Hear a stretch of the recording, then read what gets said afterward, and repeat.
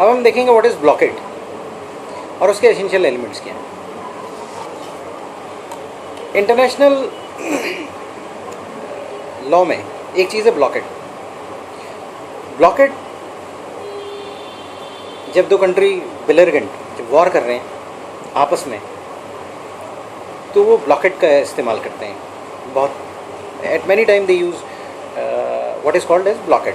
Now what is blockade, what is the meaning of blockade, blockade का मतलब क्या है और उसके एसेंशियल एलिमेंट क्या है। एसेंशियल एलिमेंट मतलब यानी कि ब्लॉकेड, अगर ये कहा जाए कि वो ब्लॉकेड है तो उसमें क्या क्या चीज़ होनी चाहिए और क्या चीज़ होगी एक ब्लॉकेड माना जाएगा। उसके बाद लॉन्ग डिस्टेंस ब्लॉकेड क्या है, उसके बाद बाइंडिंग ब्लॉकेड के एसेंशियल्स क्या हैं। यानी कि अगर ब्लॉकेड को हम बाइंडिंग ब्लॉकेड मान लेते हैं तो ऐसे ब्लॉकेड के एसेंशियल एलिमेंट्स हमें बताने। उसके बाद ब्लॉकेड जो है एक्ट ऑफ वॉर है। अब इस एक्ट ऑफ वॉर के अगेंस्ट एक पैसिफिक ब्लॉकेड भी है जो पीस टाइम पर किया जाता है बेसिकली। तो ये पैसिफिक ब्लॉकेड और नॉर्मल ब्लॉकेड में क्या अंतर है और ब्लॉकेड एंड कैसे किया जाता है। यानी कि इंटरनेशनल लॉ में एक इम्पॉर्टेंट चीज़ है ब्लॉकेड, जो कि युद्ध में किया जाता है। कई टाइम पर आप सुनते होंगे कि सीरिया पर एम्बार्गो लगा दिया गया है या किसी पर्टिकुलर कंट्री पर एम्बार्गो लगा दिया गया है। उस कंट्री पर यूएस ने या इराक पर कोई शिप्स जाने नहीं दिए जा रहे हैं तो उसको ब्लॉकेड कहते हैं। और ये ब्लॉकेड क्योंकि इंटरनेशनल लॉ है, इंटरनेशनल लॉ दो स्टेट्स के बीच के रिलेशनशिप को डिटरमाइन करता है। तो ये देखा जाना इम्पॉर्टेंट है कि ब्लॉकेड क्या है, क्या ब्लॉकेड कॉन्स्टिट्यूट करता है, लॉन्ग डिस्टेंस ब्लॉकेड क्या है, एसेंशियल्स क्या है बाइंडिंग ब्लॉकेड के, ब्लॉकेड एक्ट ऑफ वॉर की तरह कैसे डिफर करता है पैसिफिक ब्लॉकेड से और कब अंत होता है इसका। तो इसमें 3 डेफिनेशन है, एक स्टार्क की है, दूसरी ओपेनहाइम की है और तीसरी हॉल्स की है। तो स्टार्क कहता है कि जब कोई बिलरगेंट मतलब युद्ध करने वाला स्टेट, यानी कि जब कोई युद्ध करने वाला स्टेट यानी कि जो बिलरगेंट है, अगर कोई भी बिलरगेंट वो अपने शिप्स वगैरह को लगाता है या कोई फोर्स लगाता है और इस फोर्स लगाने के बाद जिस कंट्री को वो ब्लॉकेट कर रहा है उसके शिप्स का इनग्रेस और एग्रेस रोक देता है। Not only one country but all the countries of the world, यानी कि सारी कंट्रीज ऑफ द वर्ल्ड का कोई भी जहाज़ वहाँ जा नहीं सकता है, कोई भी जहाज़ वहाँ से आ नहीं सकता है। सारी कंट्री ऑफ द वर्ल्ड का कोई भी शिप वहाँ नहीं जा सकता है, कोई शिप वापस नहीं आ सकता है। इनग्रेस और एग्रेस जो वर्ड यूज़ है, इनग्रेस और एग्रेस, इनग्रेस मतलब अंदर जाना, एग्रेस मतलब बाहर आना। किसी भी एयरक्राफ्ट का इनग्रेस और एग्रेस अलाउड नहीं होता तो उसे ब्लॉकेड कहते हैं। यानी और ब्लॉकेड जो है किसी भी एरिया का हो सकता है। फॉर एग्जांपल इंडिया को हम ले लेते हैं। इंडिया के 2 कोस्ट हैं, एक ईस्टर्न कोस्ट है, एक वेस्टर्न कोस्ट है। ईस्टर्न कोस्ट में आपका आंध्र प्रदेश है, विशाखापट्टनम है, कलकत्ता है। वेस्टर्न कोस्ट में बॉम्बे है और आपका केरला है, कोचीन है। अगर इवन कोचीन के एरिया पर या बॉम्बे के area, Bombay Cochin western area में अगर अमेरिका आकर ब्लॉकेड लगा देता है और किसी भी शिप को वहाँ से अंदर नहीं जाने देता है, बाहर नहीं आने देता है, इतना नहीं एयरक्राफ्ट कोई भी अंदर नहीं जाने देता है, अंदर एयरक्राफ्ट बाहर नहीं आने देता है, तो उसे ब्लॉकेड कहा जाएगा। अगर बाय द वे रशिया का कोई शिप या सपोज कहो रशिया का कोई हवाई जहाज़ आता है और वो आर पार जाने लगता है उस एरिया से, तो ब्लॉकेड नहीं माना जाएगा। ब्लॉकेड के लिए सारे के सारे शिप्स, सारी कंट्री के शिप्स रुकने चाहिए, ये इंपॉर्टेंट है ब्लॉकेड का। लेकिन ये ज़रूरी नहीं है पूरा एरिया, पूरी टेरिटरी सरकमस्क्राइब की जाए। यानी कि कोई भी आपका कोई भी कंट्री है, उसके चारों तरफ ब्लॉकेट लगाने की ज़रूरत नहीं है। कोई भी पर्टिकुलर एरिया ले लीजिए, उस एरिया से कोई भी शिप बाहर ना आए, कोई उस अंदर ना जाए, उसे ब्लॉकेट कहते हैं। यही स्टार्क की डेफिनेशन। स्टार्क ने की डेफिनेशन के तरह ही ओपेनहाइम की डेफिनेशन है। ओपेनहाइम ने भी यही बोला। उसने बोला है कि blocking by man of war, यानी कि जो आदमी युद्ध में है, उसने एक चीज़ और ऐड की है, मैन ऑफ वॉर। और उधर स्टार्क ने बोला है कि बिलरगेंट, यानी वो भी वॉर में, यानी वॉरिंग स्टेट में, अगर वॉरिंग स्टेट में एनिमी के किसी कोस्ट या उसके पार्ट को ब्लॉक किया जाता है इस पर्पज़ के लिए कि कोई जहाज अंदर ना जा सके, इंग्रेस ना हो जाए, बाहर ना आ सके, एग्रेस ना हो पाए, और सारे नेशंस का कोई भी एयरक्राफ्ट, कोई भी शिप, तो इसको कहते हैं ब्लॉकेड। प्रोफेसर हॉल ने भी ऐसे ही डेफिनेशन दी है। अब एसेंशियल्स क्या है ब्लॉकेड के? पहला चीज़, ये मैन ऑफ वॉर के द्वारा होना चाहिए, जो कि डेफिनेशन से बहुत साफ है।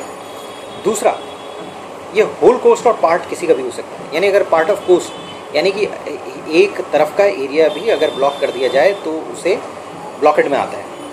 तीसरा चीज़, उस एरिया से जो ब्लॉकेडेड एरिया है वहाँ से कोई भी जहाज अंदर नहीं जाना चाहिए और बाहर नहीं आना चाहिए, ब्लॉकेड उसे प्रिवेंट करना चाहिए, और डिस्क्रिमिनेशन नहीं होना चाहिए। पाँचों, अगर डिस्क्रिमिनेशन हो गया तो वो ब्लॉकेड नहीं है। अगर कोई पर्टिकुलर कंट्री का शिप पास हो रहा है और कई कंट्री का नहीं हो पा रहा है तो वो ब्लॉकेड नहीं है। ब्लॉकेड के लिए डिस्क्रिमिनेशन, नॉन डिस्क्रिमिनेशन होना बहुत ज़रूरी है। तो जो कुछ कंडीशन है वो स्पेशल मेंशन रखती हैं। उसमें सबसे पहला चीज़ है इफेक्टिवनेस। एक डिक्लेरेशन ऑफ पेरिस हुआ 1857 में, उसने ये बोला अगर ब्लॉकेड को इफेक्टिव करना है तो उसमें फोर्स होनी चाहिए, वो बाइंडिंग होना चाहिए। इसका मतलब ये है कि इतनी फोर्स तो यूज़ होनी चाहिए कि कोई भी शिप आसानी से अंदर ना जा सके और आसानी से बाहर ना आ जा सके। इसका मतलब ये हुआ कि किसी भी शिप के अंदर जाने की प्रोबेबिलिटी,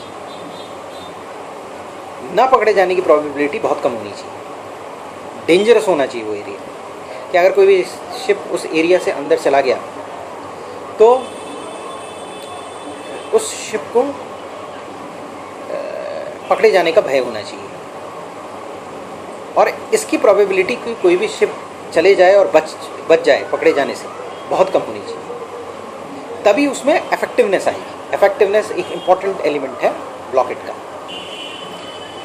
अब क्या क्रीमियम वॉर हुआ, क्रीमियम वॉर 1854 में, वहाँ पर केवल एक ब्रिटिश शिप था, उसने रशिया के पोर्ट रीगा को सक्सेसफुली ब्लॉकेट कर दिया। एक शिप ने, 125 माइल्स अवे था वो शिप।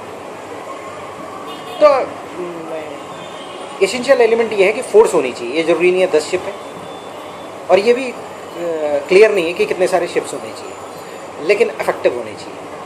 दूसरा बात, कंटिन्यूस मेंटेनेंस होनी चाहिए। इसका मतलब ये है कि अगर ब्लॉकेट दिन में तो इफेक्टिव रहता है लेकिन रात में नहीं रह पाता तो वो कंटिन्यूस मेंटेनेंस नहीं होगी। तो ब्लॉकेट के लिए ये बहुत इंपॉर्टेंट है। वॉरशिप ब्लॉकेट के टाइम पर रहनी चाहिए।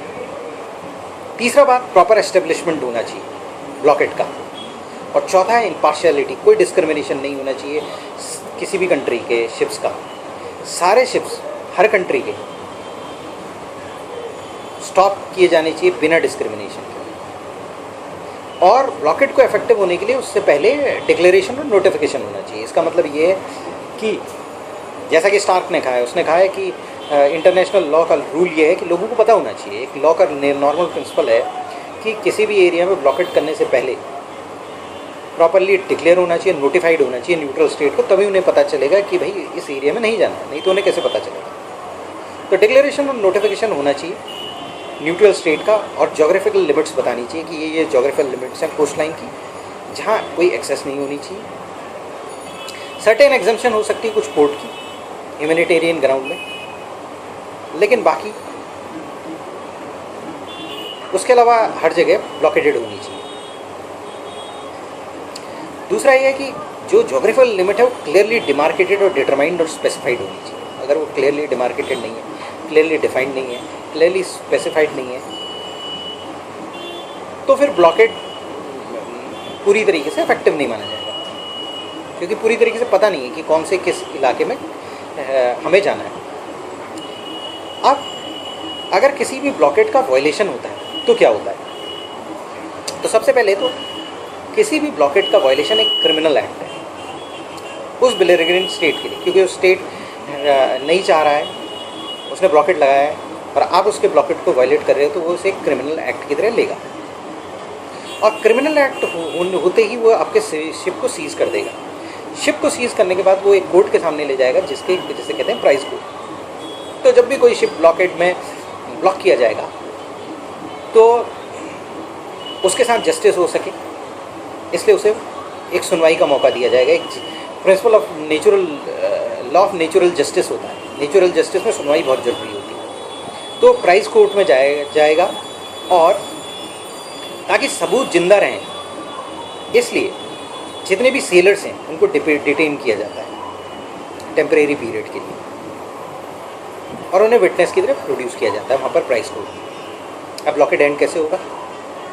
ब्लॉकेड एंड कब होगा? जब वॉर एंड आ जाती है या जो कंट्री इन्फोर्स कर रही है ब्लॉकेड वो हट जाती है, या फिर दूसरी कंट्री जो वो जीत जाता है, कॉन्कर कर लेता है। जो कंट्री भाई युद्ध खत्म हो गया, एग्रीमेंट साइन हो गया, कोई जीता कोई हारा, कोई नहीं जीता कोई नहीं जीरा, कोई नहीं हारा, ब्लॉकेट ख़त्म हो गया। या कंट्री जो कोई ब्लॉकेट लगा रही है उसने ब्लॉकेट हटा लिया, या उसने कंट्री को हरा दिया या खुद हार गया। तो ये 4 कंडीशन है, इस कंडीशन में ब्लॉकेट एंड हो जाता है। उसके अलावा यह है कि अगर ब्लॉकेटेड एरिया से शिप काफ़ी दूरी पर चले जाए तो इफेक्टिवनेस ख़त्म हो जाती है, तभी ब्लॉकेट ख़त्म हो जाता है। और अगर कंटिन्यूस वायलेशन होता रहे ब्लॉकेट का तो वो इफेक्टिव ब्लॉकेट नहीं रहता है। और चूंकि वो इफेक्टिव ब्लॉकेट नहीं रहता है, इस कारण बस हम ये मान सकते हैं कि वो एंड ऑफ ब्लॉकेट हो गया।